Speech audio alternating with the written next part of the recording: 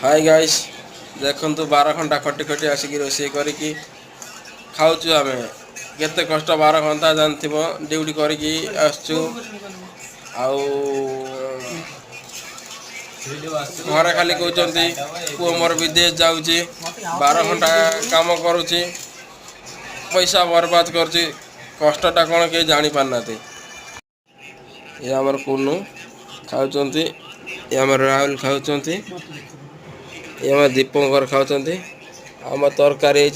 मिल maker तरकारी एपर आलू कषा एपटे भेंडी तरकारी